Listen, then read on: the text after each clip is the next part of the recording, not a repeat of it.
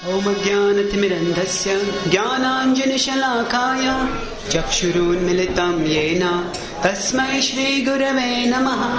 श्रीचैतन्यमनोभीष्टं स्थापितं येन भूतले स्वयं रूप कदा मह्यं ददाति स्वपदान्तिकं। वन्देऽहं श्रीगुरो श्रीयुतापदकमलं श्रीगुरून् वैष्णवांश्च श्रीरूपं साग्रजातं सहगण रघुनाथान्वितं तं सजीवं साद्वैतं सावधूतं परिजनसहितं कृष्णचैतन्यदेवं श्रीराधा कृष्ण पादान् सहगण ललिता श्रीविशाखान्वितांश्च। नमः ओं विष्णुपादाय कृष्णप्रेष्ठाय भूतले श्रीमते भक्तिवेदान्त स्वामीति नामिने। नमस्ते सारस्वती देवे गौरवाणी प्रचारिणे निर्विशेष शून्यवादी पाश्चात्यदेशतारिणे। नमो महावदन्याय कृष्ण प्रेम प्रदायते कृष्णाय कृष्ण चैतन्य नाम्ने गौरत्विषे नमः। हे कृष्णा करुणा सिंधो दीनबंधो जगत्पते गोपेश गोपिका कांत राधा कांत नमोस्तुते। तप्त कांचन गौरांगी राधे वृंदावनेश्वरी वृषभानुसुते देवी प्रणमामि हरिप्रिये। वाञ्छाकल्पतरुभ्यश्च कृपा सिन्धुभ्येव च पतितानां पावनेभ्यो वैष्णवेभ्यो नमो नमः। जय श्री कृष्ण चैतन्य प्रभु नित्यानंद श्री अद्वैत गदाधर श्रीवासादि गौर भक्त वृंद। हरे कृष्णा कृष्णा कृष्णा हरे हरे हरे राम राम राम हरे हरे। हरे कृष्णा। तो आप सबका आज के रविवार के कार्यक्रम में स्वागत है। पिछले हफ्ते हमने द्वादश महाजन हैं, 12 महाजन हैं, उनके बारे में चर्चा चालू की थी। तो पिछले हफ्ते हमने किसके बारे में चर्चा की थी? ब्रह्मा जी के बारे में। तो ये श्लोक आता है, उसमें दूसरे महाजन का नाम कौन है? नारद मुनि। स्वयंभू नारद शंभु नारद मुनि।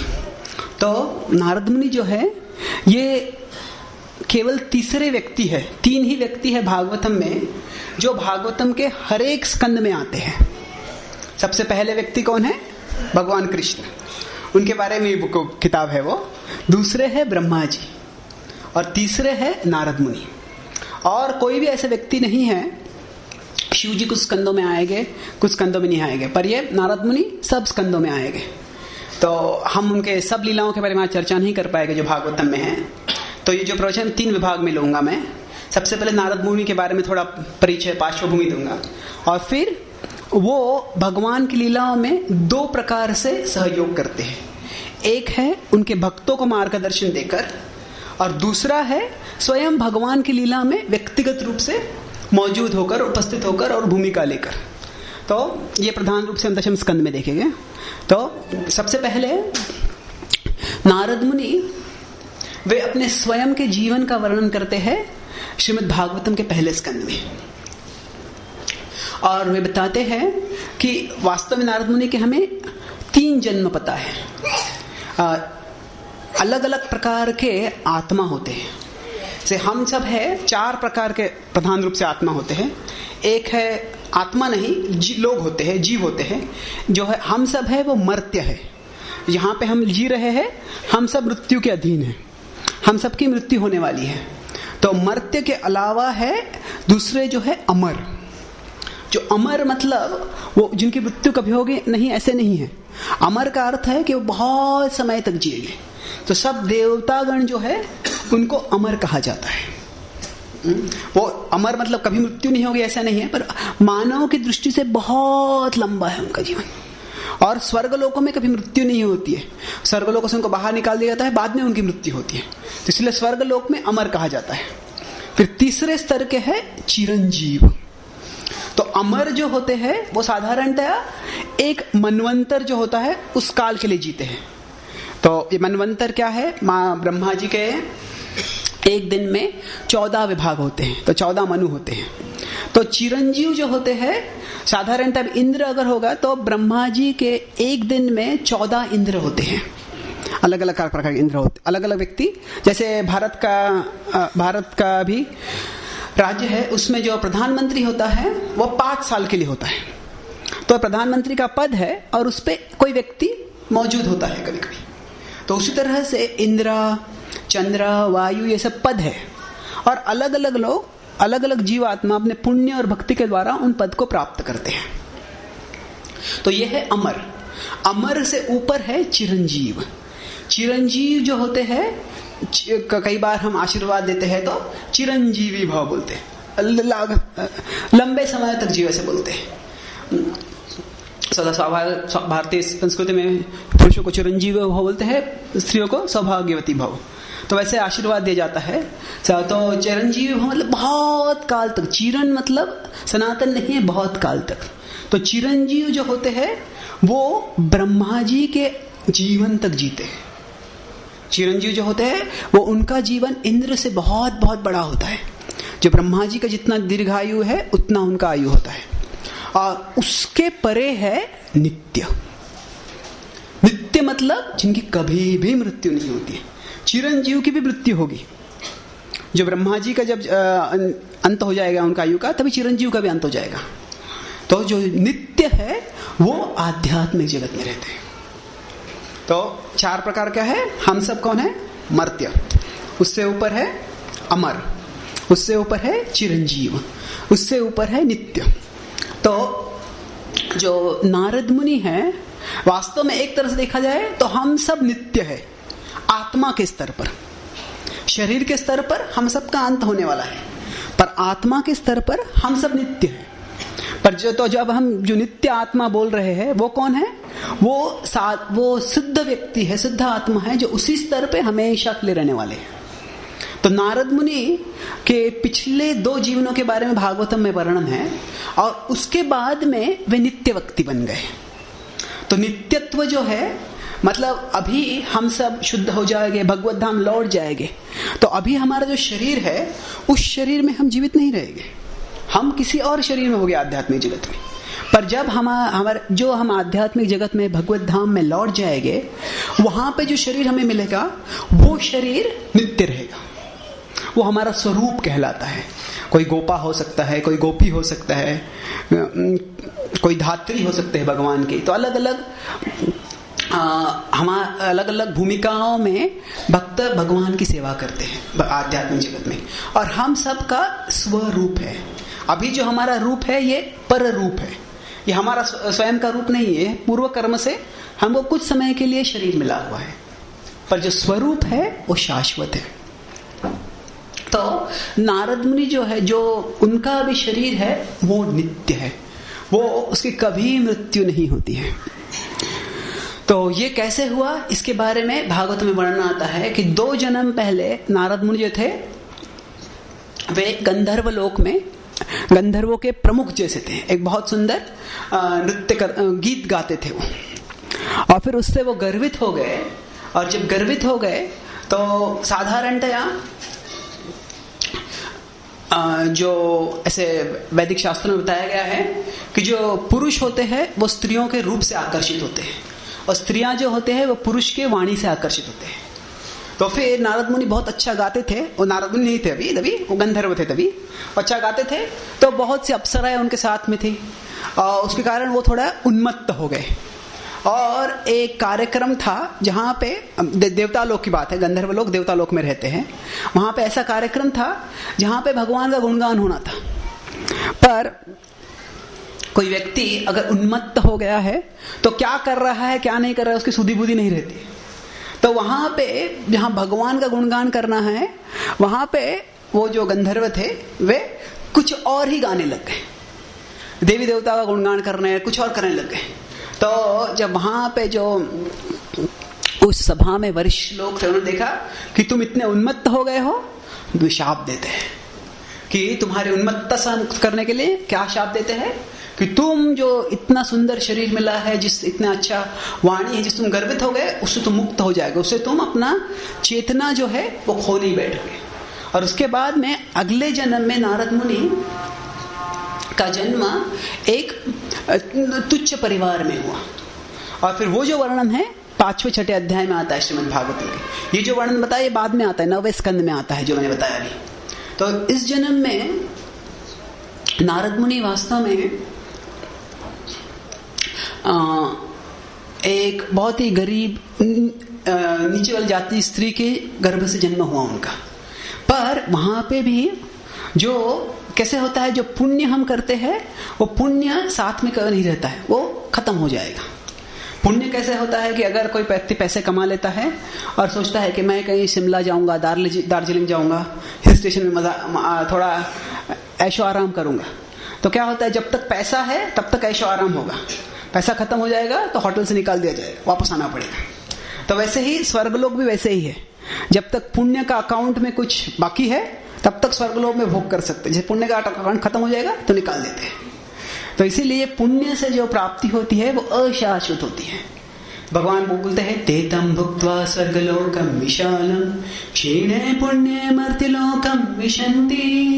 तेतम भुक्त्वा स्वर्गलोकम विशालम, स्वर्गलोक में भोग भी कर लिया, उसके बाद में क्या होगा, क्षीणे, जब ये खत्म हो जाएगा, पुण्य मर्त्यलोकम विशन्ति, पुनः इस भौतिक जगत में आ जाएंगे, मर्त्यलोक में आ जाएंगे। तो नारद मुनि का पहले गंधर्व बने थे तो उनका कुछ पुण्य था इसलिए स्वर्ग में गए, पर वो शाप मिल गया, वहां से आ गए। पर भगवान कहते हैं कि जो पुण्य और पाप है वो अशाश्वत है, पर जो भक्ति है शाश्वत है। नेहाभिक्रमनाशोस्ति प्रत्यवायो न विद्यते। हम बोलते हैं कि इसका न कभी नाश होता है न इसकी कभी कमतरता होती है। तो इसके कारण वहां पे गंधर्व के रूप में उन्होंने भगवान की भक्ति थोड़ी बहुत की थी, भगवान का गुणगान किया था। तो उसी प्रेरणा के कारण इस जन्म में नारद मुनि छोटे बालक थे, पर वे महाभागवतों की सेवा करने लग गए। चातुर्मास के समय में जो सन्यासी गण होते हैं वो वैदिक संस्कृति में प्रवास नहीं करते, एक जगह पे रहते हैं। तो वैसे चातुर्मास के समय आए थे न्यासी, और वहां पे नारद मुनि उनकी बहुत अच्छी तरह सेवा की अपने माता के साथ, और फिर उनको आशीर्वाद दिया, और उस आशीर्वाद से जो उनके आकर्षण था भगवान के प्रति वो जागृत हो गया। सारुचि ही, जो रुचि थी पुनः आ गई। और फिर उसके बाद में जब वो महाभागवत चले गए सब, तो एक दिन अकस्मात उनकी माँ जब बाहर गई थी तो एक सांप ने उनको काट लिया और उनकी माँ की मृत्यु हो गई। वे छोटे 5 साल के थे। श्रीमद् भागवत में 5 साल का उम्र बहुत महत्वपूर्ण है। नारद मुनि 5 साल के थे, ध्रुव महाराज 5 साल के थे, प्रहलाद महाराज 5 साल के थे। तो 5 साल के उम्र में बहुत कुछ हुआ है श्रीमद् भागवत में। जब 5 साल के थे तभी क्या हो गया, उनकी माँ गुजर गई और पिता नहीं थे पहले से, तो अभी अकेला बालक क्या करेंगे। पर जो बालक थे पर जो बुद्धि थी, चेतना थी बहुत उच्च थी। वो जानते थे कि मैं अकेला नहीं हूँ, भगवान मेरे साथ है। और उन्होंने जैसे भक्ति वेदांत जो महान भक्त थे उन्होंने बताया था कि आप जंगल में जाकर ध्यान करो, भगवान आपको प्राप्त हो जाएगी। तो वैसे ही उन्होंने किया, और जब ध्यान किया बहुत तीव्रता से, काफी समय तक ध्यान किया, और फिर वो अंदर अपने ध्यान में भगवान को देख रहे थे। और जब देख रहे तो एकाएक उनको लगा कुछ बाहर कुछ है। आंखें देख बाहर उन्होंने भगवान को देखा। बाहर देखने वाले थे वो, तो सोच रहे थे, पर अंदर से तभी दृष्टि गायब हो गई और बड़े उन्मत्त हो गए। तो जो भगवान का दर्शन है उसका जो आनंद है वह किसी भी भौतिक आनंद से उसकी तुलना ही नहीं कर सकते।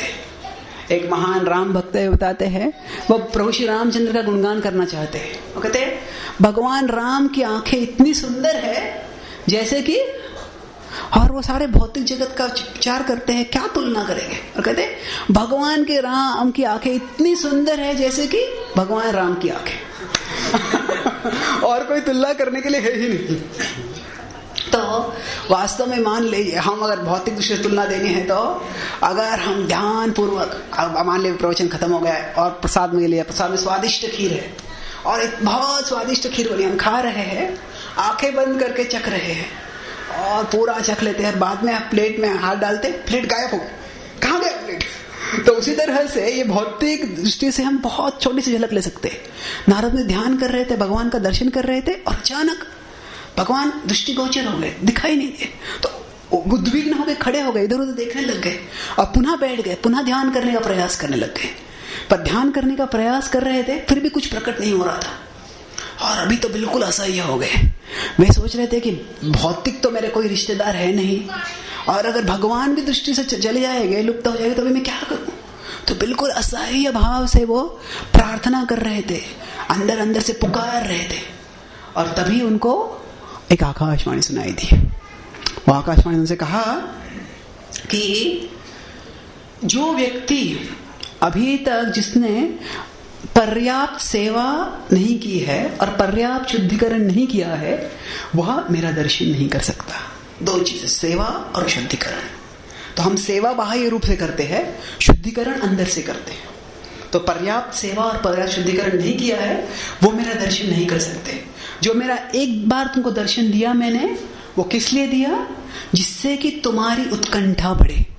और इस वहां पे भगवान कहते हैं बहुत सुंदर कि अगर तुम्हारी मेरे लिए उत्कंठा रहेगी, तो इस उत्कंठा से आपकी सारी भौतिक तृष्णाएं खत्म हो जाएगी, और इसी तरह से तुम मेरी भक्ति करते रहो, और जीवन के अंत में तुम्हें मेरा दर्शन मिल जाएगा। तो जब ये आवाज बंद हो गया, तो भागवत में वर्णन है कि नारद मुनि ने प्रणाम किया उस दिशा में। वास्तव में भगवान सर्वव्यापी है, पर जिस दिशा से आवाज आया था उस दिशा से उनको भगवान कहा कि भगवान ने गुरु के रूप में इस दिशा से ज्ञान दिया है, तो इसलिए उस दिशा की ओर प्रणाम किया उन्होंने, और पुनः ध्यान पूर्वक भक्ति करने लग गए थे। और फिर ऐसे बताया गया है कि वो सारा जीवन उन्होंने भगवान की भक्ति और सेवा में गुजारा, शुद्धिकरण किया। और फिर जैसे आसमान में जैसे ही बिजली कड़कते बादल गड़कते हैं, तो उसके साथ साथ बिजली चमकती है। तो वैसे ही बताया गया कि एक क्षण में जैसे उन्होंने शरीर त्याग दिया, उसी क्षण में उनको अगला शरीर, आध्यात्मिक शरीर प्राप्त हो गया। तो यह बहुत अद्वितीय है। साधारणतः जब आत्मा शुद्ध होता है, तो वेदांत सूत्र में वर्णन है कि जो आत्मा होता है वह भौतिक मृत्युलोक से स्वर्गलोक की ओर जाता है, और स्वर्गलोक में जो प्रलोभन होते हैं, वो प्रलोभन से उसको और आत्मा को परीक्षित किया जाता है। क्या तुम्हें सबको भोग करना है? अगर भोग करना है तो यहीं पे रहो, नहीं करना है तो आगे चलो। तो इस तरह से होता है। तो क्यों उसको स्वर्ग में लिया जाता है? क्योंकि अगर उसने कुछ पुण्य किए हैं, तो पुण्य के फल के रूप में स्वर्ग में जाना पड़ता है। पर अगर वो स्वर्ग के भोग को ना बोल देता है, तो मतलब क्या है कि मैं पुण्य का फल मुझे नहीं चाहिए, मुझे सिर्फ भक्ति करके भगवान चाहिए। तो इस पर नारद मुनि को उसी समय में शरीर मिल गया। और जो हम सब ने चित्र देखे हैं नारद मुनि के, वो अभी उनके तीसरे जन्म का है। तो इस समय वे ब्रह्मा जी के पुत्र के रूप में जन्म हुआ। पर उनकी अद्भुत बात यह है कि यद्यपि वे ब्रह्मा जी के पुत्र हैं, पर इस शरीर में वे अमर है। वे नित्य है। अमर में अमर एक जनरल कैटेगरी हो गया, नित्य है वो। ब्रह्मा जी स्वयं नित्य नहीं है, पर नारद नित्य है।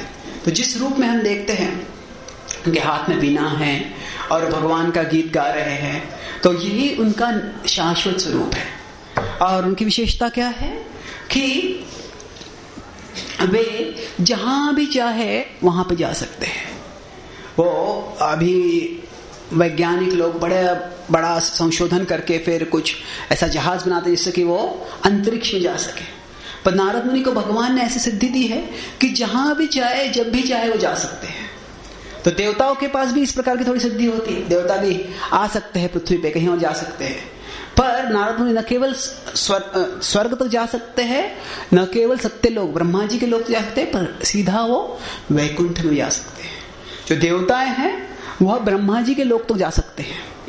ये भौतिक जगत है, उसके परे वैकुंठ है, नारद मुनि वहां तक जा सकते हैं। तो प्रभुपाद जी बताते हैं नारद मुनि के वर्णन में कि भक्त जो होता है, जब शुद्ध हो जाता है, जब हम नियम पालन करना होता है, तो लगता है कि इतना बंधन है, ये मत करो, वो मत करो, मत करो।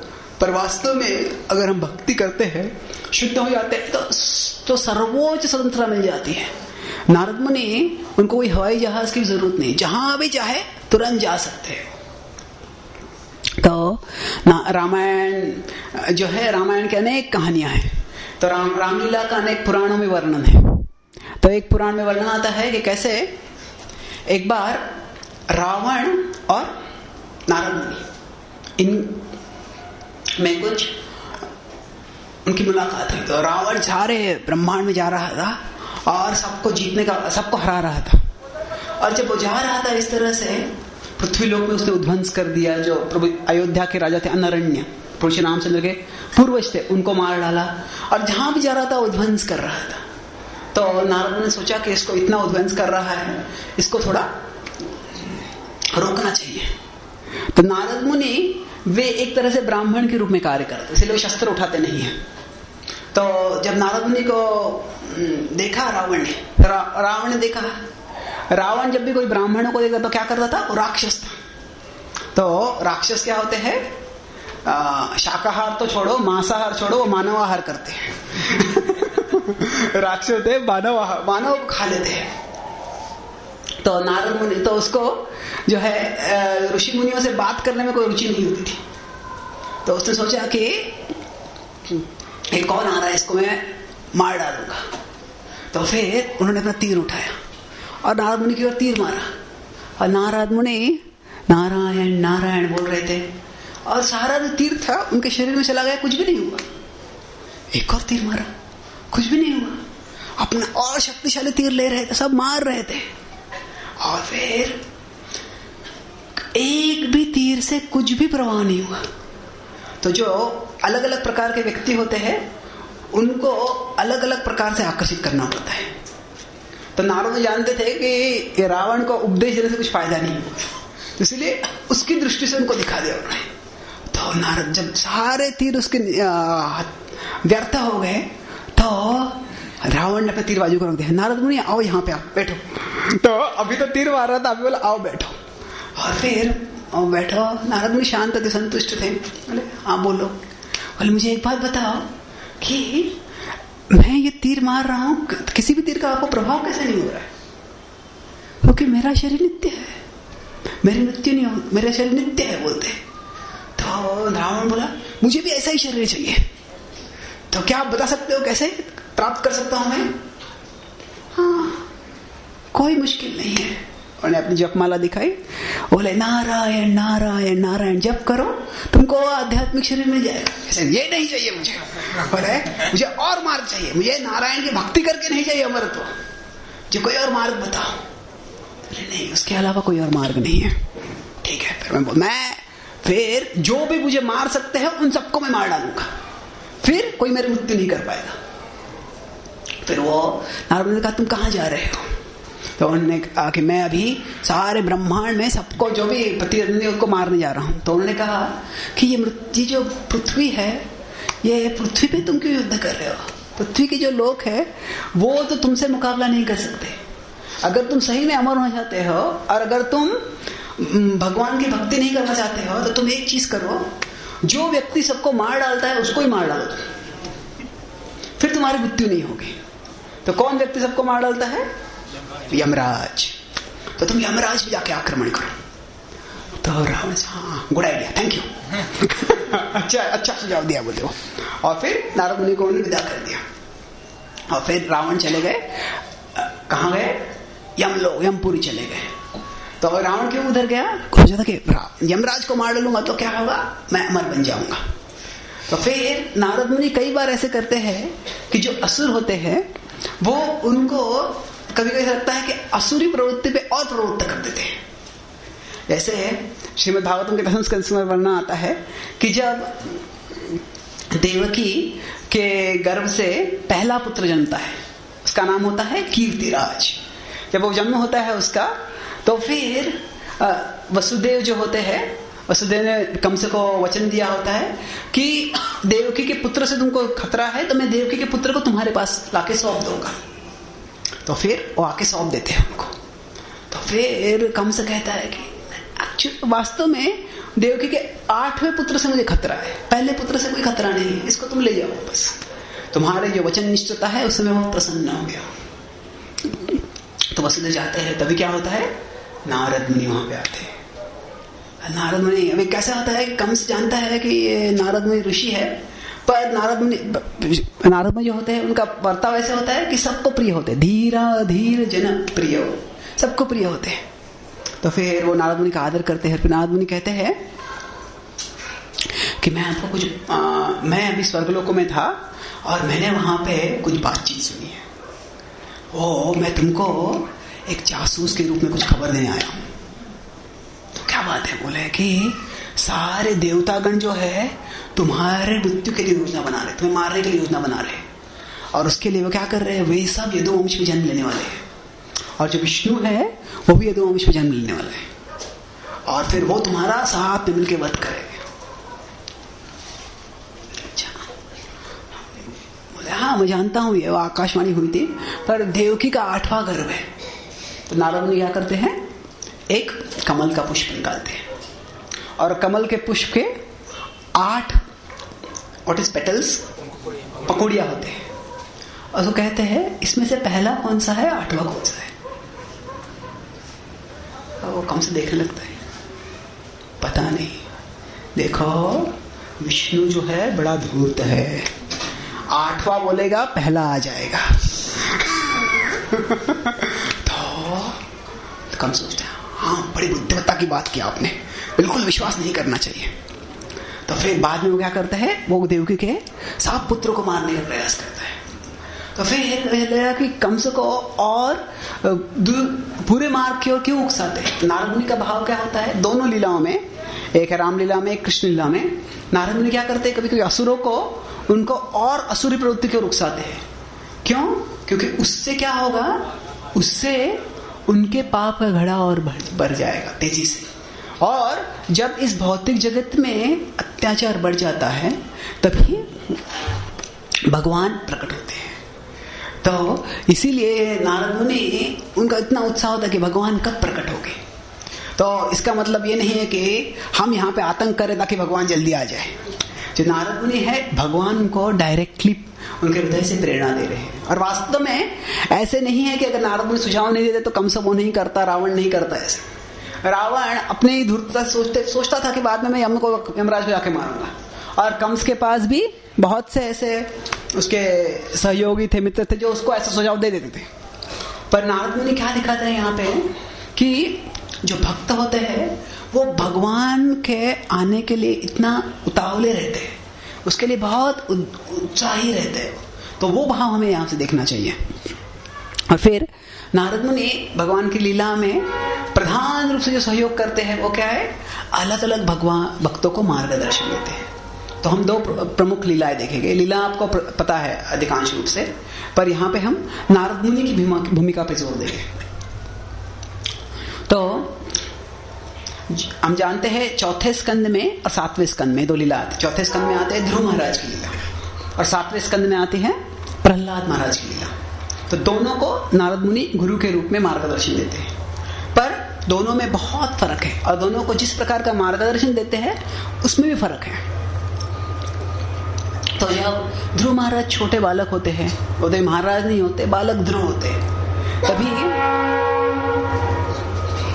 उनकी सौतेली माँ उनका अपमान कर देती है, और उनके जो पिता होते हैं वो शांत रहते हैं। तभी उसके कारण ध्रुव महाराज बड़े क्रोध हो जाते हैं, और उनकी जो माँ होती है सुनीति के पास जाते हैं, और रोते रोते जाते हैं। सुनीति कहते हैं कि कोई भी आपके दुख का निवारण नहीं कर सकता है, केवल एक व्यक्ति छोड़ के, वो है भगवान श्री कृष्ण। वो कहते हैं कि आप जो है, आपके पिता है महाराज उत्तनपाद, उनके पिता है स्वयंभू मनु, उनके पिता है ब्रह्मा जी। और कहते हैं कि कैसे ब्रह्मा जी भी अज्ञान में थे और उनको ज्ञान दिया भगवान ने, स्वयंभू मनु उनको भी ज्ञान दिया भगवान ने, इसलिए आप भी इसी कुल में आ रहे हो, आप जाओ। तो वास्तव में जो नारद मुनि है वो और ध्रुव महाराज रिश्तेदार है। कैसे क्या? नारद मुनि जो है वो एक तरह से ध्रुव महाराज के दादा के समान है। ब्रह्मा जी के एक पुत्र है स्वयंभू मनु, उनके पुत्र है उत्तानपाद, और उनके तीसरी पीढ़ी में है ध्रुव महाराज। ब्रह्मा जी के दूसरे एक पुत्र है नारद मुनि, तो मतलब उनके दादा के भाई हो गए। तो उन्होंने पहले से सुना था कि नारद मुनि के बारे में कथा सुना थी, तो सोचे थे कि मैं जंगल में जाऊंगा और मैं नारद मुनि को ढूंढूंगा। वो पहले सोचे थे मैं भगवान को ढूंढूंगा, पर भगवान कहाँ मिलेंगे पता नहीं। तो ऐसे कि जंगल में ऋषिगण रहते हैं, उनको मैं जाके पूछूंगा और फिर उनसे पता करूंगा कि भगवान कहाँ मिलेंगे। तो जब जंगल में चले गए वे, तो नारद मुनि ही यद्यपि वे सर्वज्ञ नहीं हैं, भगवान सर्वज्ञ हैं, ब्रह्मा जी एक तरह से सर्वज्ञ हैं, ब्रह्मा जी एक ब्रह्मांड के लिए सर्वज्ञ हैं, यमराज मर्त्यलोक के लिए सर्वज्ञ हैं, क्योंकि यमराज जो होते हैं उनको ये जो भौतिक जगत है मर्त्यलोक, उसमें जो पाप करते हैं उनका ज्ञान रखना होता है, तो इसलिए वो इस भौतिक जगत के मर्त्यलोक में सर्वज्ञ हैं। पर नारद मुनि की सर्वज्ञता उस तरह से नहीं है, पर जहां पे भी जरूरत पड़ती है भगवान को प्रेरणा देते हैं। तो फिर नारद मुनि बराबर जंगल के मार्ग में जहां पे ध्रुव जा रहे थे, ध्रुव महाराज जब जंगल से अपने राज्य से निकले तो एक दिशा में चले गए, पर वो जानते थे कि उनके पिताजी आके उनको ढूंढेंगे, तो इसीलिए वो जाना था उनको उत्तर की ओर, पर पहले गए वो दक्षिण की ओर, क्योंकि उनको जो कोई लोग पूछेगा पुत्र कहाँ गया है, तो फिर वो सब जो सैनिक उनको ढूंढने जाएंगे तो दक्षिण में जाएंगे, पर दक्षिण में गए और फिर बाद में वो दिशा बदल के वो उत्तर में चले गए। और उत्तर में जब गए तो वे मधुवन के ओर जा रहे थे वृंदावन में, पर वहां पे पता नहीं था उन्हें कहाँ जाना है, तो मधुवन के पास में ही उनको एक बहुत ही आकर्षक प्रकृति के व्यक्ति दिख गए, और उस व्यक्ति के हाथ में एक सुंदर कोई संगीत का वाद्य था, और वो बालक तुम कहाँ जा रहे हो? अभी ध्रुव ने तब तक कभी नारद मुनि को देखा नहीं था, तो नारद मुनि एक ऋषि है और वो मेरे दादा है, तो सोचे वो बड़े बूढ़े हो गए, पर इसीलिए उन्होंने पहले देखा तो समझा नहीं कि नारद मुनि है, नारद मुनि ही थे वे। देखिए तुम कौन हो? देखिए मैं ध्रुव हूँ, मैं महाराज मात का पुत्र हूँ, तुम जंगल में क्या कर रहे हो? कि मैं जंगल में कृष्ण को ढूंढने आया हूँ, भगवान को ढूंढने आया हूँ। भगवान कहाँ मिलते हैं ये पता नहीं है, तो ढूंढोगे कैसे आप? मैं जानता हूँ कि जो जंगल में ऋषिगण रहते हैं उनको पता है। अच्छा ठीक है, पर जंगल में तो इतने सारे ऋषिगण हो गए, आप किससे पूछोगे? बोलते हैं कि एक ऋषि है नारद नाम के, मैं उनसे पूछूंगा। तो उनसे मिलेंगे तो आप क्या पूछोगे? लेकिन भगवान कहाँ मुझे बताओ। तो भगवान आपको क्यों पता करना है? तो कि मुझे मेरे पिता से और बड़ा राज्य चाहिए। तो बोलते हैं कि वास्तव में दो समस्या है इसमें, नारद ने अब तक बताया नहीं है कि मैं नारद हूं। तो पहली समस्या ये है कि तुम्हारे पिता इस सारे पृथ्वी के राजा है, अगर तुम्हें उनसे बड़ा राज्य चाहिए तो फिर उनसे बड़ा तो कौन है?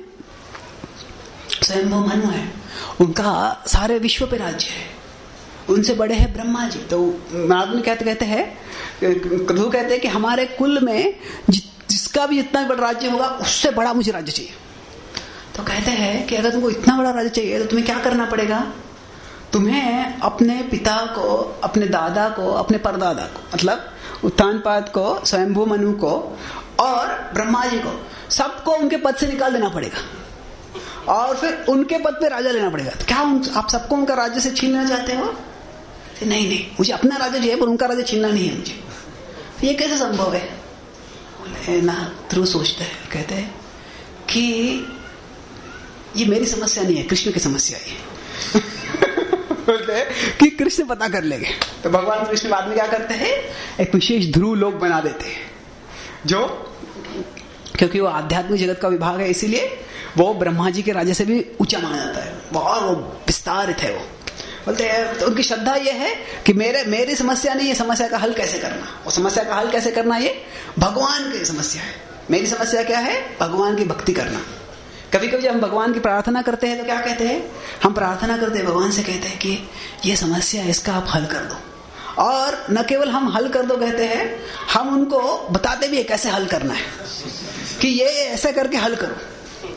हम एक्चुअली जब भगवान के साथ प्रार्थना करने जाते हैं तो कभी कभी हम डॉक्टर को भगवान से ज्यादा आदर देते हैं। क्यों? डॉक्टर के पास जाते हैं, डॉक्टर को हम बोलते समस्या क्या है, आप हल क्या है बताओ।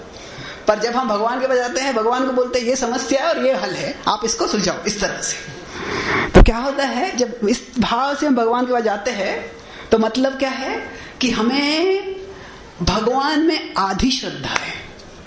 आधी श्रद्धा मतलब क्या? हमें भगवान की शक्ति में श्रद्धा है पर भगवान के बुद्धि में श्रद्धा नहीं है।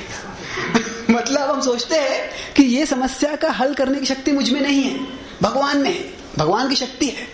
पर ये समस्या का हल कैसे करना है इसकी बुद्धि भगवान के पास नहीं है, मेरे पास है। तो इसीलिए मैं भगवान को बताऊंगा, भगवान ये ऐसे करना है और आपकी शक्ति इस्तेमाल करके मेरी बुद्धि से जो हल निकाला है वो हल आप उसको इंप्लीमेंट करो, आप उसको लगाओ। तो क्या होता है, हमारे भगवान की न केवल शक्ति हमसे ज्यादा है, बुद्धि भी हमसे ज्यादा है। तो इसीलिए हम जब भगवान के पास जाते हैं, a prayer is not a prescription, कि जब हम प्रार्थना लेके जाते हैं तो प्रार्थना मतलब ये निवेदन है, यह कोई आदेश नहीं है। हम हाँ, ये भगवान मेरे जीवन में समस्या है, आप मुझे मार्गदर्शन दो कि इसका मैं क्या करूं इसके जीवन में, और जो आपका हल है वह मुझे समझ के उसको अमल करने में मुझे मदद करो। तो जो ध्रुव महाराज क्या कहते हैं, ये समस्या का हल कैसे होगा मुझे पता नहीं है, पर ये मेरी इच्छा है, ये मेरी समस्या। तो हम देखते प्रसन्न हो जाते हैं कि श्रद्धा भगवान में बहुत है। और फिर वो कहते हैं ठीक है, दूसरी समस्या यह है कि वो कृष्ण को प्राप्त करना बड़ा मुश्किल है, आसानी से प्राप्त नहीं होते हैं। कोई बात नहीं, बोलते जितनी भी समस्या है मैं उसको सहन करने के लिए तैयार हूं। तो नारद मुनि एक और परीक्षा लेते हैं। क्या कहते हैं, वास्तव में अभी तो तुम छोटे बालक हो, तो छोटे छोटे बालक तो कैसे होता है, अगर छोटे बालक खेल रहे होते हैं तो खेलने में झगड़ा हो जाता है, वो क्या कहते हैं, कट्टी, मैं तुमसे बात नहीं करूंगा। पर क्या होता है, 2-3 दिन में देखते दोनों आपस खेल रहे होते हैं। तो छोटे बालक की भावनाएं होती है वो क्षण भंगुर होती है, आज झगड़ा कर लेते हैं, कल मैत्री कर लेते हैं। तो कहते हैं अभी तुम छोटे बालक ही हो, कहते हैं मैं बालक, तो ये जो भावनाएं हैं, आज तुम अपने पिता से क्रोधित हो गए हो, कल आपके अपने पिता के गोद में बैठोगे, तुम खेल रहे होगे। तो इतना उसको कुछ गंभीरता से लेके जरूरत नहीं है। और नारद भी बड़े बुद्धिमान है, देखते हैं ध्रुव के चेहरे के ओर, कहते हैं कि साधारणतः कैसे होते हैं, जो वृद्ध लोग होते हैं कि वो सोचते नहीं है कि मैं वृद्ध हूं, और छोटा बालक होते हैं सोचते हैं कि मैं छोटा हूं। सब सोचते हैं कि मैं वृद्ध होते हैं वो सोचते हैं मैं नौजवान हूं, छोटे बालक होते हैं सोचते हैं कि मैं भी बड़ा हो गया हूं। तो नारद मुनि बड़े बुद्धिमान है, तो उसे कहते हैं ध्रुव से कि अगर तुम सोचते हो कि तुम बालक नहीं हो, तुम बुद्धिमान हो, तुम बड़े हो गए हो, तो अगर तुम बड़े हो गए हो तो तुम्हें समझना चाहिए कि वास्तव में इस भौतिक जगत में आदर अनादर है, यह सब क्षण भंगुर है और इनके तुम्हें परे चला जाना चाहिए। तो इस भौतिक जगत की जो भावनाएं हैं, अगर तुम छोटे हो तो उसको गंभीरता से मत लो, तुम बड़े हो तो भी गंभीरता से मत लो। तो क्या करो, तुम घर चले जाओ। तो अभी इस तरह से अगर कोई बोलता है, क्या है, दोनों तरह से नारद मुनि बोलेंगे तो नारद मुनि को एक तरह से चेकमेट कर दिया है। तो ध्रुव महाराज कहते हैं कि आपने जो बात कही है वो सत्य है, पर मैं आप जो 2 स्तर बताए हैं उसके बीच वाले स्तर में हूं। मैं छोटा बालक नहीं हूं, मेरे भावनाओं को ठेस पहुंची है, वो कुछ क्षण में चले नहीं जाएगी। और मैं इतना भी प्रगतिशील नहीं हूं कि मैं सारे इस भौतिक जगत के सुख दुख से परे जा सकता हूं। जो मेरे हृदय में आप जो स्तर बता रहे हैं वो शुद्धिकरण का स्तर है, मैं भविष्य में प्राप्त करूंगा, अभी मैं उसको प्राप्त नहीं कर सकता। अभी जो मेरा अपमान हुआ है उस अपमान का मुझे एक तरह से जवाब देना है, और जवाब मुझे देना है मेरे पिता से और बड़ा राज्य प्राप्त करके। तो क्या आप मेरी मदद कर सकते हो, तो बताओ। और जब इसे सुनते हैं तो तुम्हें किससे मिलना है, बोलते हैं कि मुझे नारद मुनि से मिलना है। तो बोलते मैं नारद मुनि हूं। तो ध्रुव, आप नारद मुनि हैं, आप तो इतने नौजवान हो। बोलते हैं कि मेरा आध्यात्मिक शरीर है, इसीलिए मैं हमेशा युवा रहता हूं, तो कृपया आप मुझे बताओ कि कृष्ण कहाँ मिलेंगे मुझे। फिर वो उनको बताते हैं कि आप जो वृंदावन मधुवन है वहां पे जाओ और वहां पे भगवान के विग्रह बनाओ, वहीं के मिट्टी से विग्रह बनाओ और उन पे ध्यान करो, तपस्या करो, और जो मंत्र है सत्युग की कहानी है, तो ओम नमो भगवते वासुदेवाय, वो मंत्र का आप जप करो। इससे क्या होगा, इससे आपकी भगवान को प्रसन्न करोगे। तो यहाँ पे हम नारद में देखते हैं कि जब आध्यात्मिक मार्ग में चलता है तो सहायता भी करते हैं और परीक्षा भी लेते हैं, दोनों है। तो ये गुरु की भूमिका होती है, दोनों करते हैं, सहायता भी लेते हैं और परीक्षा भी लेते हैं। और प्रभुपाद जी के जीवन में हम यही देखते हैं। प्रभुपाद जी जब अमेरिका में गए तो बहुत से ऐसे लोग हुआ करते थे, वो कहते थे कि खुद को भगवान कहलाते हैं, गुरु ही भगवान है, मैं भगवान का अवतार। और प्रभुपाद जी बार बार बता रहे थे, जो कहते हैं कि I am God, he is dog. जो कहता है कि मैं भगवान हूँ, वास्तव में उसकी जो मानसिकता है वो एक जानवर की मानसिकता के समान है। और फिर बाद में ये 1965, 1966 इन दोनों सालों में प्रभुपाद जी ने बहुत बार शिक्षा दी ऐसी। और बाद में पहले दीक्षा का समारोह हुआ अमेरिका में, तो वो तभी जो दीक्षा हुई, तो उसके पहले एक वैदिक यज्ञ करके अमेरिका के किसी शहर में कोई दीक्षा का ऐसा उत्सव कभी हुआ ही नहीं था। तो पहली बार जब दीक्षा हुई तो वहां पे ऐसा कोई मंदिर और उसमें यज्ञ का जगह नहीं थी। तो जो मंदिर था अमेरिका में वो एक स्टोर फ्रंट था। स्टोर फ्रंट मतलब एक दुकान का अगला भाग था, और वो उसमें बिल्डिंग थी और बहुत से अलग लोग भी रह रहे थे। तो क्या हुआ, जब यज्ञ चालू हो गया तो यज्ञ से अग्नि हुई, अग्नि से धुआं आया, और जब धुआं सब वो कमरे के खिड़कियों से बाहर निकलने लग गया तो क्या हो गया, वो जो पड़ोसी थे उन्होंने फायर ब्रिगेड को कॉल कर दिया और फायर ब्रिगेड वहां पे आ गई, इस घर में आग लग गई है। तो वो दीक्षा चल रहे थे, फायर ब्रिगेड वहां पे आ गई, आग लग गई है, हमने ही लगाई आग। क्या बोल रहे हैं हम ही उसमें घी भी डाल रहे हैं आग बढ़ाने के लिए। तो तभी वो जो सांस्कृतिक दृष्टि से बहुत ही भक्तों के लिए बहुत ही दिलचस्प बात थी, न कि भक्तों के लिए, बाकी सबको लिए क्या हो रहा है ये। तो फिर प्रभुपाद जी बताया, मैं अभी दीक्षा का समारोह करने वाला हूँ, अगले दिन, कल होगा। तो दीक्षा का मतलब क्या है? दीक्षा का मतलब है कि जो शिष्य होता है गुरु को भगवान के जैसे स्वीकार करने का व्रत लेता है। तो जब सुना उन्होंने तो एक से बॉम्ब जैसे उन पर गिर गया। सब हैग्रीव प्रभु बाकी सब शिष्य थे, बोले थे कि गुरु को भगवान के जैसा स्वीकार करना है। कि अभी तो स्वामी जी बता रहे थे कि जो कहता है कि गुरु भगवान है वो जानवर के समान है, और वो अभी बता रहे कि अभी दीक्षा लगे तो क्या करेगा, उनको भगवान के समान स्वीकार करना चाहिए। तो फिर वो सोच रहे क्या करें, दीक्षा लेना है नहीं लेना है। तो फिर वो सब जो शिष्यगण थे वो साथ में आ गए और उन्हें कहा कि क्या करना चाहिए। स्वामी जी ने एक तो ऐसे बताया था, पर अभी ऐसे बोल रहे कि उनको भगवान के रूप में स्वीकार करना चाहिए। तो फिर एक किसी बोले, वास्तव में अभी हम उनको वैसे भी स्वीकार कर ही रहे हैं, मतलब हम उनको भगवान नहीं मानते, पर जो भी वो कह रहे हैं हम कर रहे हैं। तो अगर उनको भगवान के रूप में स्वीकार भी कर लेंगे तो क्या फर्क होगा वास्तव में। उन्होंने बताया कि धोती कुर्ता पहना, उन्हें बाल काट दो, या आप हरे कृष्ण महामंत्र का जप करो, या भगवान कृष्ण उनकी पूजा करो, हम सब स्वीकार कर रहे हैं। तो हाँ, वो बात तो सही है, पर उनके आदेश का पालन करना एक बात है, और दूसरी बात है कि उनको भगवान मानना। तो ऐसे करो। तो वो शिष्य आता है, हमको प्रभुपाद जी ने क्या सिखाया है? प्रभुपाद जी ने सिखाया है कि अगर शिष्य को संशय है तो गुरु से जाके सवाल पूछना चाहिए। तो आप जाके उनको पूछो स्पष्ट रूप से। तो हाँ, ये बात सही है। तो सब गए प्रभुपाद जी के पास, और प्रभुपाद जी को उन्होंने पूछा कि प्रभुपाद जी आपने बताया कि दीक्षा के समय जो गुरु होता है वो शिष्य को भगवान, शिष्य होता है वो गुरु को भगवान जैसे मानते हैं। हाँ, प्रभुपाद जी ने गंभीरता से कहा। और फिर वो बोले कि पर आपने हमको सिखाया है कि जो व्यक्ति कहता है कि वो भगवान है वो वास्तव में वो उचित व्यक्ति नहीं है, वो जानवर के समान, वो ढोंगी है। हाँ, पर फिर दीक्षा के समय ऐसे कैसे? प्रभुपाद जी बोले कि उनको भगवान जैसे आदर देना है, भगवान नहीं मानना है। भगवान जैसे मतलब भगवान के प्रतिनिधि के रूप में। तो से तैत्तिरीय उपनिषद में श्लोक आता है, मातृदेवो भव, पितृदेवो भव, गुरुदेवो भव, अतिथि देवो भव। इस सब का मतलब क्या है कि वो भगवान नहीं है, पर वो सब अगर वो आध्यात्मिक ज्ञान दे रहे हैं, भगवान की सेवा का मौका दे रहे हैं, तो फिर वो भगवान के प्रतिनिधि के रूप में। तो भगवान के अनेक प्रतिनिधि हो सकते हैं, उनमें से प्रधान प्रतिनिधि जो है गुरु है। तो प्रभुपाद जी ने जानबूझ के ऐसे वचन बोले कि वो भक्त को सोचना पड़ा, भक्तों को, कि गुरु को भगवान के रूप में स्वीकार करना और गुरु को भगवान जैसे स्वीकार करना, इसमें जमीन आसमान का फर्क है। भगवान जैसे मतलब भगवान को जैसे आदर देते हैं वैसे आदर देते हैं, पर इसका मतलब नहीं है कि उनको भगवान मानते हैं।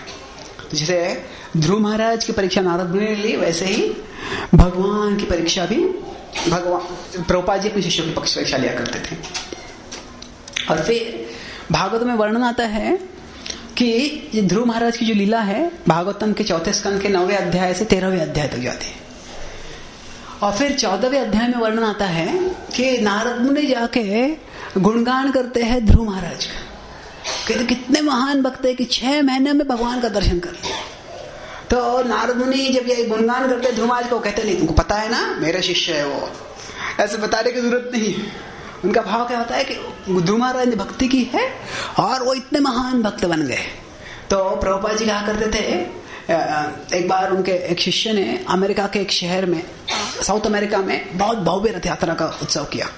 जब उत्सव किया इस तरह से तो उन्होंने खत से बताया प्रभुपाद जी को और कुछ फोटो भी भेजे, बहुत सुंदर। प्रभुपाद जी ने कहा, तब खत में लिखा उनको कि my heart swells with pride to have disciples like you, कि आप जैसे शिष्य प्राप्त करके मुझे बहुत गर्व होता है। तो ये गर्व आध्यात्मिक है।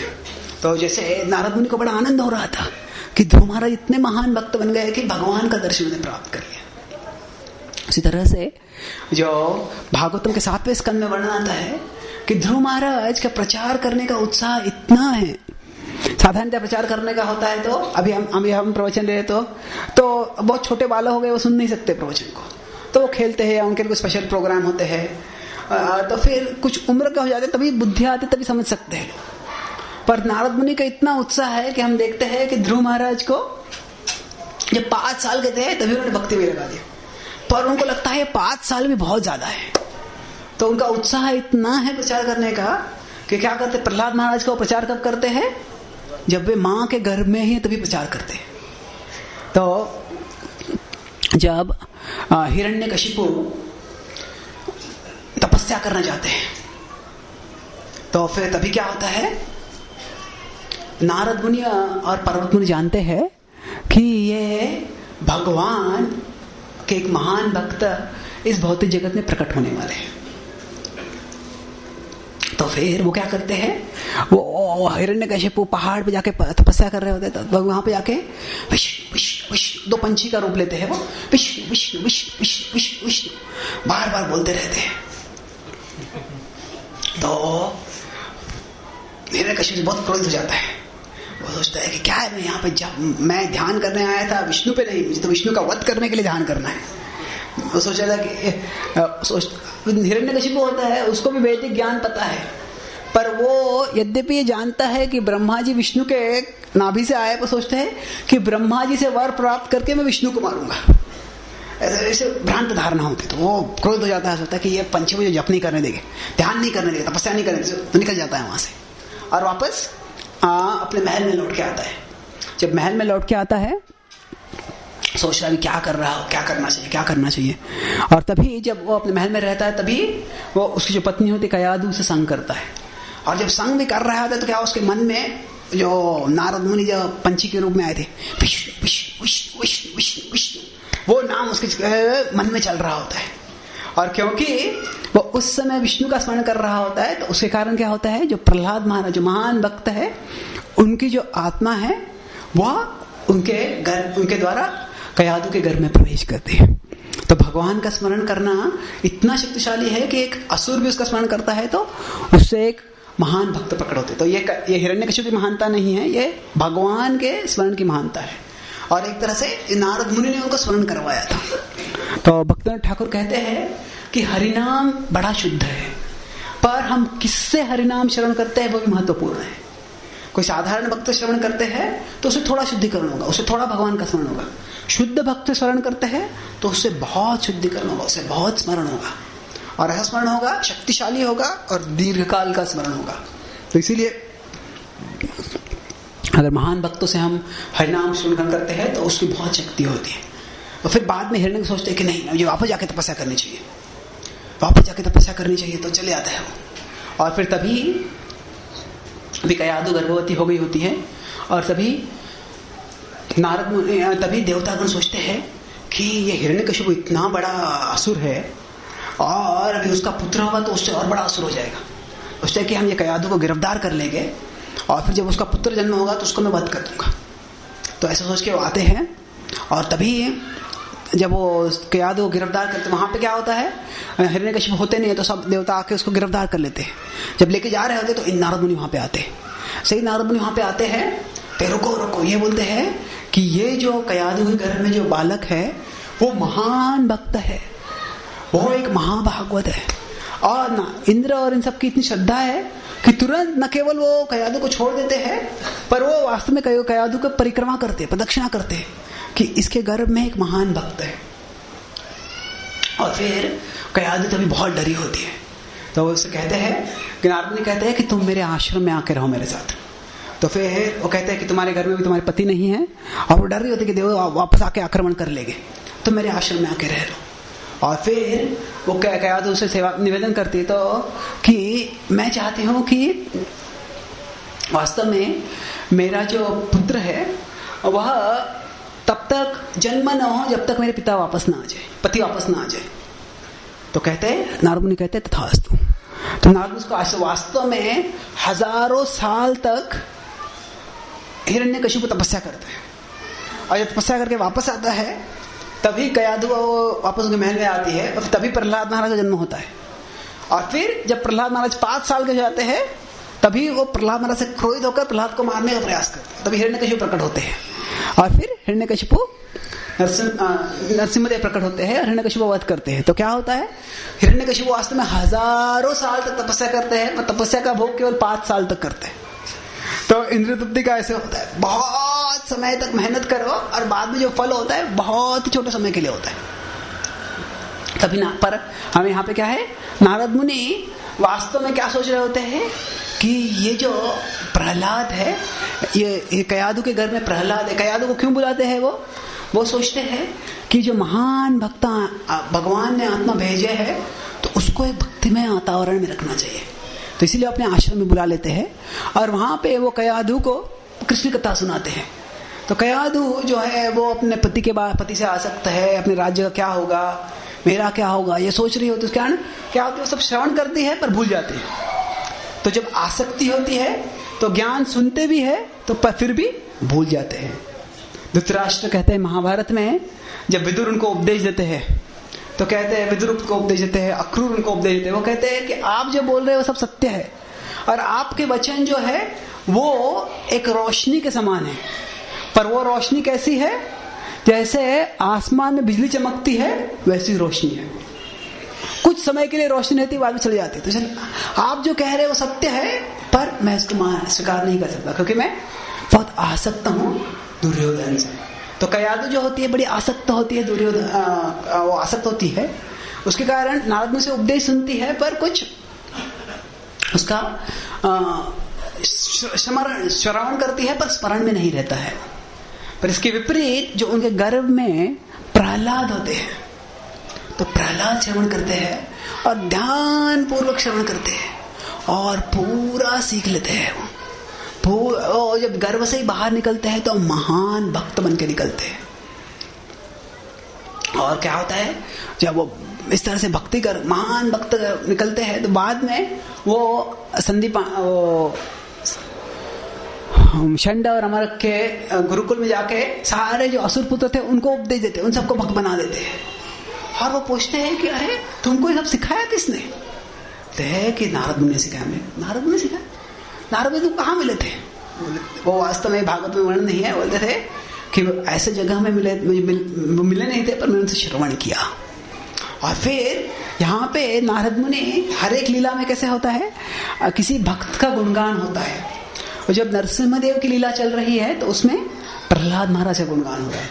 तो इसीलिए भागवत में बताया गया है कि हिरण्यकशिपु जब सारे ब्रह्मांड में अत्याचार कर रहा होता है तो तभी कोई भी उसके अत्याचार का विरोध करने के लिए तैयार नहीं होता है।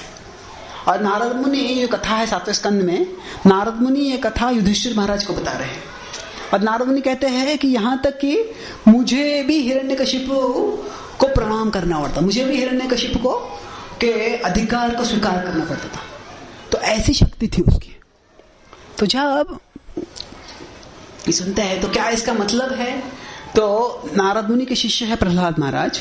तो प्रहलाद महाराज हिरण्यकशिपु से भयभीत नहीं है, फिर नारद मुनि क्या प्रहलाद महाराज से भयभीत हो, हिरण्यकशिपु से भयभीत हो गए? नहीं, वो भयभीत नहीं हुए।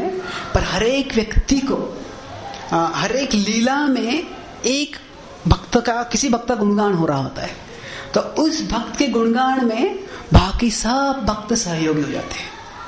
तो इसे क्या भाव क्या होता है? ऐसे नहीं होता है कि अगर एक भक्त गुणगान कर रहे हैं कोई, तो आपने इतने अच्छा सेवा की है, तो सब भक्त उनका गुणगान कर रहे हैं, तो हमारा मन सोचते हैं अरे मैंने भी सेवा की, तुमको पता नहीं है क्या? तो क्या होता है हमारे मन में कभी कभी लगता है दूसरों का गुणगान हो रहा है तो मेरा गुणगान क्यों नहीं हो रहा है। पर जो नारद मुनि है, जब वो देखते हैं कि भगवान की इच्छा है कि प्रहलाद के अद्वितीय भक्ति का गुणगान हो, तो वो भी उसमें सहभागी होते हैं।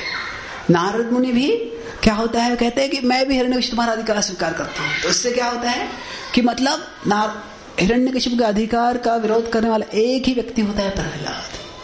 और ये जो भाव होता है कि ऐसे कहते हैं शिष्य जो होता है, गुरु वास्तव में अपने शिष्य से क्या चाहते हैं कि जैसे कोई पिता होता है अपने पुत्र से क्या चाहते हैं, पुत्र चाहते हैं कि आप बहुत अच्छे व्यक्ति बनो, आप मुझसे भी बड़े बनो। जैसे माता पिता के पुत्र से कहते हैं कि जो मुझे नहीं मिला है मैं आपको देना चाहता हूँ। तो वैसे ही गुरु की इच्छा होती है कि जो शिष्य है मुझसे भी बड़े भक्त बने। शिष्य कभी सोचते नहीं कि मैं मेरे गुरु से बड़ा भक्त बनूंगा, पर गुरु की इच्छा होती है कि शिष्य महान भक्त बने, मुझसे भी बड़े भक्त बने। एक बार एक भक्त ने, एक प्रभुपाद जी के शिष्य ने उनसे कहा, प्रभुपाद जी, भक्ति विनोद ठाकुर ने बंगाल और उड़ीसा में प्रचार किया, भक्ति सिद्धांत श्री ठाकुर ने सारे में भारत में प्रचार किया, आपने सारे विश्व में प्रचार किया, इसीलिए आप उन सबसे बड़े हो। तो प्रभुपाद जी बोले, कभी ऐसा मत सोचो कि वास्तव में जो भी मैंने किया है उनकी कृपा से किया है। तो शिष्य कभी ऐसा सोचता नहीं है कि मैं गुरु से बड़ा बन गया। और यह भाव हम देखते हैं प्रहलाद महाराज की दृष्टि में, जीवन में, कि जब नरसिंहदेव से कहते हैं कुछ वर मांगो, तो वो क्या कहते हैं कि वास्तव में मुझे एक वर चाहता हूं कि मुझे अपना नारद मुनि की सेवा दो। मैं जब प्रहलाद के रूप में था, मैं जब प्रहलाद के असुर कुल में जन्मा हूं, तो इसीलिए न तो नारद मुनि का संग मिल रहा है मुझे, न तो नारद मुनि की सेवा करने का मौका मिल रहा है मुझे। एवं जनन्य पतितं प्रभवानि कूपे कामाभिकामम् अनुया प्रपतन् प्रसंगात् कृत्वात्मसं शिभिर्मुनया। वो कहते हैं कि वास्तव में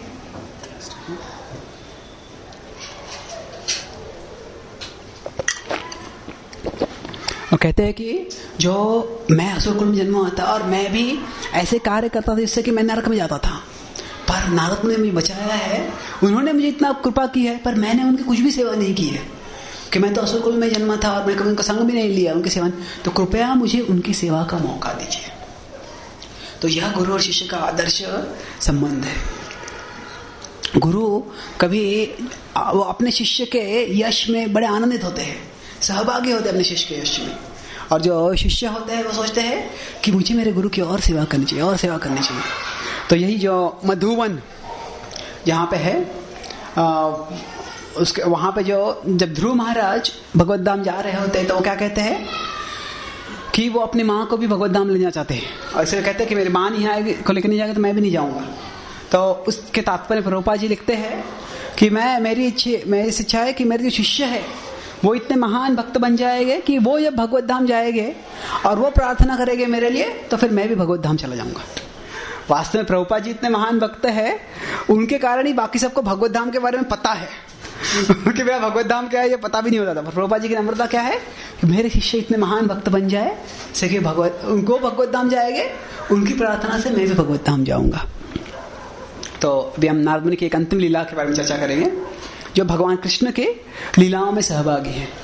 तो भगवान कृष्ण की लीला में कई बार आते हैं नारद मुनि। उनका पहला प्रवेश तो जन्म के समय में बता हुआ था है कि जब वो आके कंस को बोलते हैं। भागवतम के 39वें अध्याय में दशम स्कंद के वहां पे नारद मुनि आते हैं, और इसका विस्तारित वर्णन है गोपाल चंपू में। गोपाल चंपू जो है जीव गोस्वामी ने एक ग्रंथ लिखा हुआ है। वो बताते हैं, नारद मुनि बताते हैं कि वास्तव में अभी आपकी वृंदावन लीला का अंत करने का समय आ गया है, और आप अभी जाओ मथुरा और वहां पे जाके आप कंस का वध करोगे। और नारद मुनि बताते हैं वहां पे वास्तव में कि क्या क्या करोगे आप वो सब बता देते हैं। आप इसका मैं कल आप यहाँ पे आते हुए देखूंगा, उसके बाद में इनका वध करते हुए देखूंगा, उसके बाद में ये करते हुए देखूंगा, और सारी लोग, और मैं बड़ा आनंद लूंगा इन सबके। और प्रभु आपने आके यहाँ पे सबका कल्याण किया है, इसके लिए हम सब भक्तों की ओर से आपके बहुत कृतज्ञ हैं। तो नारद मुनि का एक और जो महत्वपूर्ण आता है, कई बार आता है भागवतम में, तो उसका जो 69वां अध्याय है, 69वां 70वां अध्याय, उसमें क्या होता है, भगवान द्वारका में रह रहे हैं। जो द्वारका में रह रहे हैं तो नारद मुनि जाते हैं, तो भगवान ने तभी 16,108 रानियों से विवाह किया है और उनके सबके लिए एक एक महल बनाया उन्होंने, और सबको महल बना के वहां पे वो रह रहे हैं। तो जब इस तरह से रह रहे होते हैं वो, तो नारद मुनि सोचते हैं कि कैसे संभव है ये, मैं देखना चाहता हूं। जब देखने जाते हैं वो, तो दशम स्कंद में वर्णन है, उसका विस्तारित वर्णन जीव गोस्वामी ने कृष्ण संदर्भ में किया है। वो कहते हैं कि नारद मुनि एक घर में जाते हैं तो वहां देखते हैं कि भगवान से रुक्मिणी के साथ बैठे हैं। जैसे नारद मुनि आते हैं, उनको आदर से स्वीकार करते हैं, उनके पूजा करते हैं, उनके चरण वंदन करते हैं और फिर उनको प्रसाद खिलाते हैं। और फिर दूसरे महल में आते हैं तो सत्यभामा के साथ वहां पे वो घर में कुछ कार्य कर रहे हैं। तो जैसे नारद मुनि आप कब आए, तो ऐसे उनको पता ही नहीं, यहाँ पे भी कृष्ण है, यहाँ पे कृष्ण, दो अलग ही व्यक्ति है। और ऐसे हर एक घर में जाते हैं तो किसी एक घर में भगवान सुबह उठकर सुबह के प्रातः काल की साधना कर रहे हैं, पूजा कर रहे हैं। दूसरे घर में जाते हैं तो भगवान कैसे होता है, जो गृहस्थ होते हैं तो उनको अगर वो बड़े हो गए तो उनके पुत्रियां बड़े हो गए तो उनके विवाह का चर्चा कर रहे होते हैं। कहीं वो कुछ ब्राह्मणों को दान दे रहे होते हैं, कहीं वो जो अपने मंत्री हैं उनके साथ राज्य कैसे चलाना है उसके बारे में सलाह विचार कर रहे हैं। तो यहाँ पे हर एक घर में कृष्ण अलग अलग रूप में है, अलग अलग कृष्ण का एक विस्तार है। और यहाँ पे बताते हैं जीव गोस्वामी कि ऐसे नहीं है कि सिर्फ कृष्ण एक अलग अलग व्यक्ति के रूप में है, मतलब यहाँ पे कृष्ण है, दूसरे एक महल में कृष्ण, तीसरे एक महल में कृष्ण है, इतना ही नहीं है। पर जब एक महल से दूसरे महल में जब नारद मुनि जाते हैं तो वहां पे हर एक महल में समय भी अलग है। एक महल में सुबह चल रहा है, दूसरे महल में दोपहर चल रहा है, तीसरे महल में शाम चल रहा है, चौथे महल में रात चल रहा है, पांचवें महल में प्रातः काल चल रहा है। और ऐसे नहीं कि नारद मुनि को अभी यहाँ एक महल से दूसरे महल से जाने को पैदल चलते हुए जाना है, 15 मिनट लगेगा, आधा घंटा लगेगा, 1 घंटा लगेगा, नहीं, नारद मुनि इच्छा से जाते हैं वहां पे। तो क्या कहते हैं कि भगवान न केवल जगह के सीमा से मर्यादित नहीं है, वह समय के समय से सीमा में मर्यादित नहीं है। मतलब क्या है कि अगर इस समय यहाँ पे प्रवचन के लिए बैठे हो, तो हम सब भगवान का कथा कर रहे हैं, अभी 2-2:30 बजा है तो हम सब कथा कर रहे हैं, तो अगर हम सब अभी अपने अपने घर में इसी समय नहीं हो सकते, पर उतना ही नहीं कि अगर यहाँ पे 2:30 बजा है तो अपने घर में भी 2:30 बजा है।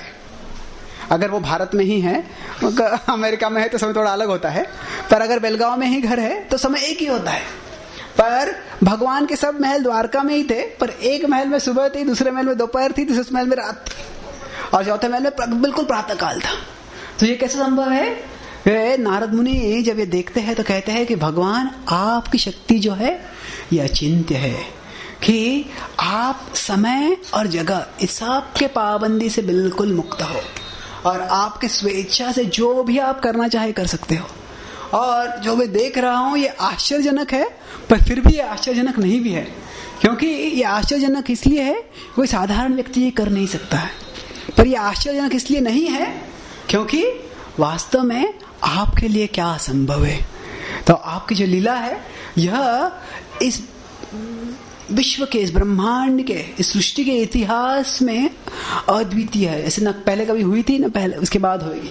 और आपने ऐसी लीला किस लिए की है? जिससे कि आप सारे ब्रह्मांड को आपके स्मरण करने के लिए प्रेरित कर रहे हो, और इससे जब आप स्मरण करेंगे आपका, तो उन सबका उद्धार हो जाएगा। नारद मुनि इस तरह से भगवान का प्रणाम करके बहुत सुंदर गुणगान करते हैं और फिर वो दृष्टिगोचर हो जाते हैं। तो ये नारद मुनि हैं, वे प्रभुपाद जी कहा करते थे कि नारद मुनि का विशेषता क्या है, वो बहुत प्रचार करने में माहिर है। सब जगह जाते हैं, इधर जाओ उधर जाओ, जहां पे भी जरूरत है ब्रह्मांड, ऐसा नहीं है कि सिर्फ पृथ्वी में प्रचार करते हैं, स्वर्गलोक में प्रचार करते हैं, देवलोक में प्रचार करते हैं, सब जगह जाके प्रचार करते हैं।